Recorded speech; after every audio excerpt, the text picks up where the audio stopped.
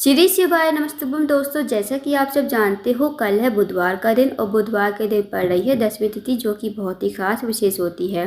बस दोस्तों, आपको रात के समय एक दीपक जलाना है, गणपति दीपक। यदि आप इस दीपक को जलाते हो तो आपके जीवन में जो भी समस्याएं चल रही हैं, आपके परिवार को लेकर जो भी समस्याएं चल रही हैं, इस दीपक को जलाने से आपकी सारी समस्याएं खत्म हो जाएंगी और हमेशा आपके घर में माता लक्ष्मी का वास होगा। कभी आपके घर में पैसों की कमी नहीं होगी। तो इस उपाय को अवश्य कीजिएगा। पूज्य गुरु जी कथा को सुनकर उपाय को अच्छे से समझाने का प्रयास करेंगे। तो आइए दोस्तों, जानते हैं उपाय कैसे करना। दोस्तों, इस उपाय को करने के लिए सबसे पहले आपको एक दीपक तैयार करना है। अब आप जो दीपक लोगे ना, वो आपको आटे का ही दीपक लेना है। अगर आप दीपक आटे का ले रहे हो तो आपको बिना छना हुआ आटा लेना है और उसमें आपको नमक नहीं डालना है। इस बात का विशेष ध्यान रखना। आटे का दीपक तैयार करने के बाद आपको गोल बाती का और घी का दीपक तैयार करना है। इस दीपक को आपको एक थाली में तैयार करके रख देना है और इस उपाय को आपको शाम के समय, प्रदोष काल के समय ही करना है। अब इस दीपक को आपको अपने घर के मुख्य द्वार पर लगाना है। जब आप अपने घर के मुख्य द्वार पर जाओगे तो आपको बाहर की साइड खड़े होना है और देखना है दोस्तों, जैसे आप अंदर की तरफ देखते हो ना, तो आपका जो राइट हैंड होगा उस तरफ आपको दीपक लगाना है। जब आप दीपक को जलाओगे तो आपको मयूर ध्वज का नाम लेते हुए आपको दीपक को जलाना है। साथ ही साथ आपको अपने साथ कुछ अनाज के दाने लेकर आने हैं। चाहे चावल के दाने ले आओ, चाहे गेहूँ के दाने लेकर आओ। अब जो आप अनाज के दाने लेकर आए हो ना, वो आपको जलते हुए दीपक में आपको अपने परिवार का नाम और गोत्र बोलते हुए डाल देने हैं इसी दीपक में।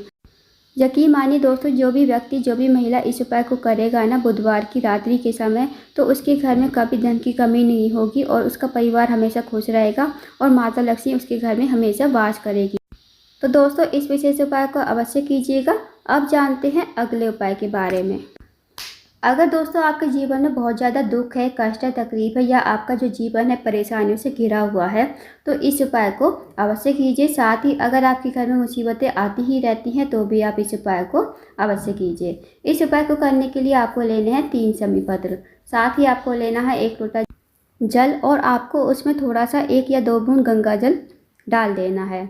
अब आप इस उपाय को सुबह से लेकर शाम तक कभी भी कर सकते हो। अब आप चले जाइए शिव जी के मंदिर में। शिव जी के मंदिर में जाकर जो आपके पास 3 समी पत्र है ना, जो आपके पास 3 समी पत्र में से पहला समी पत्र आपको चढ़ाना है जलाधारी के एंड पर, जहाँ से जल नीचे बहकर गिरता है। तो वहाँ पर आपको पहला समी पत्र श्री शिवाय नमस्तुभ्यं कहते हुए समर्पित कर देना है। अब जो दूसरा समी पत्र है वो आपको शिवलिंग के ठीक ऊपर श्री शिवाय नमस्तुभ्यं कहते हुए समर्पित कर देना है। अब जो दोस्तों तीसरा समी पत्र है वो आपको, जहाँ पार्वती जी का हस्तकमल होता है, आपने देखा होगा जहाँ शिवलिंग विराजमान होता है, नीचे आप देखना गोल गोल कटी भाग होता है, तो वही पार्वती जी का हस्तकमल होता है। तो वहाँ आप पार्वती जी के हस्तकमल और माता असुरसुंदी के बीच का स्थान, जो खाली स्थान होगा ना, वहाँ पर आपको तीसरा समी पत्र श्री शिवाय नमस्तुभ्यं कहते हुए समर्पित कर देना है। अब जो आपके पास 1 लोटा जल है वो आपको शिवलिंग के ऊपर श्री शिवाय नमस्तुभ्यं कहते हुए धीरे धीरे समर्पित करना है, ताकि आप 11 बार श्री शिवाय नमस्तुभ्यं का जाप कर सको। अब जो जल नीचे जलाधारी से बहकर आएगा, वो थोड़ा सा जल आपको एक कटोरी में झेल लेना है। उसके बाद आपको महादेव से प्रार्थना करनी है। जो भी आपके जीवन में दुख है, कष्ट है, तकलीफ है, जो भी आपके जीवन में परेशानियाँ आती रहती हैं, महादेव से प्रार्थना कीजिए और मंदिर में आपको प्रणाम करके, विनती करके आपको अपने घर पर आ जाना है। अब इस जल को आपको घर पर लेकर आना है। इस जल को घर पर लाकर आपको अपने घर के हर एक कोने में इस जल का छिड़काव करना है श्री शिवाय नमस्तुभ्यं कहते हुए। यकीन मानिए दोस्तों, जो भी आपके घर में नेगेटिव एनर्जी होगी ना, वो दूर हो जाएगी। साथ ही साथ जो भी दुख समस्याएं चल रही होंगी, वो समस्याएं भी समाप्त हो जाएंगी। तो इस विशेष उपाय को भी करके देखिएगा, बहुत ही अचूक एंड विशेष उपाय है। अब जानते हैं दोस्तों अगले उपाय के बारे में। अगला जो उपाय है वो है इच्छा पूर्ति के लिए। यदि आपकी कोई विशेष मनोकामना है, मनोकामना चाहे आपकी धन को लेकर हो, व्यापार को लेकर हो, नौकरी को लेकर हो, या फिर आपके जीवन की कोई बड़ी से बड़ी मनोकामना हो, जीवन में कोई समस्या चल रही हो, तो इस उपाय को अवश्य कीजिए। इस उपाय को करने के लिए सबसे पहले आपको लेनी है 1 चम्मच शक्कर और साथ ही आपको लेना है 1 लोटा जल तांबे के पात्र में और साथ ही आपको लेना है 1 बेलपत्ती, जो कहीं से कटी पट्टी खंडित नहीं होनी चाहिए।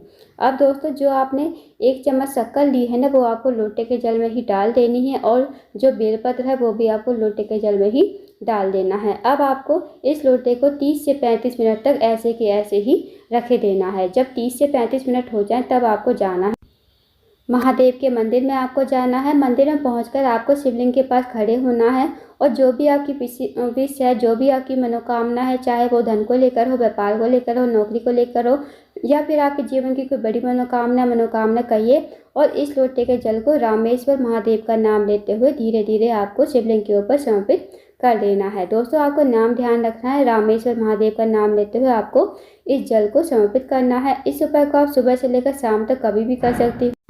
दोस्तों, बहुत ही छोटा सा विशेष उपाय है, इस उपाय को अवश्य कीजिएगा। इस उपाय को करने से आपकी मनोकामना अवश्य ही पूर्ण हो। अब जानते हैं दोस्तों अगले उपाय के बारे में। अगला जो उपाय है वो है रोग मुक्ति के लिए। यदि आपके घर में कोई व्यक्ति काफ़ी लंबे समय से बीमार है, उसकी जो बीमारी है दूर होने का नाम नहीं ले रही है, तो इस विशेष उपाय को अवश्य कीजिए। इस उपाय को करने के लिए सबसे पहले आपको लेना है 1 लोटा जल तांबे के पात्र में, साथ ही आपको लेना है 1 बेलपत्र। अब जो आप बेलपत्र लोगे वो कहीं से कटी फटी खंडित नहीं होनी चाहिए। अब आपको इस उपाय को सुबह से लेकर शाम तक कभी भी कर सकते हो। अब आप चले जाइए शिव जी के मंदिर में। शिव जी के मंदिर में जाकर सबसे पहले आपको 1 लोटा जल श्री शिवाय नमस्तुभ्यं कहते हुए शिवलिंग के ऊपर समर्पित कर देना है।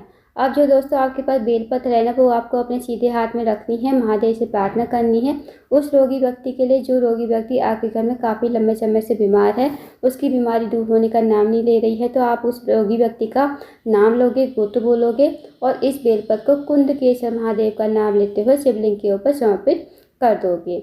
उसके बाद 2 मिनट आपको मंदिर में बैठना है, श्री शिवाय नमस्तुभ्यं का जाप करना है। जो आपने बेलपत्र चढ़ाई है शिवलिंग के ऊपर, वो आपको महादेव से विनती करके औषधि के रूप में आपको अपने घर पर लानी है।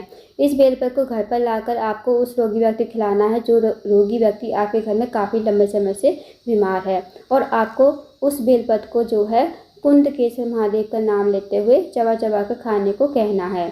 यकीन माने दोस्तों, जो भी इस उपाय को करेगा उसकी बीमारी धीरे धीरे ठीक हो जाएगी और वो धीरे धीरे रोग मुक्त हो जाएगा। तो इस विशेष उपाय को अभी अवश्य कीजिएगा, बहुत ही अचूक और विशेष उपाय है। तो दोस्तों, ये थे कुछ विशेष उपाय जो आपको बुधवार के दिन अवश्य ही करने हैं। इन उपाय को अवश्य कीजिएगा। अगर आपको जानकारी पसंद आई हो, वीडियो को लाइक करना, शेयर करना, चैनल को जरूर सब्सक्राइब करना, कमेंट बॉक्स में श्री शिवाय नमस्तुभ्यं हर हर महादेव जरूर लिखना।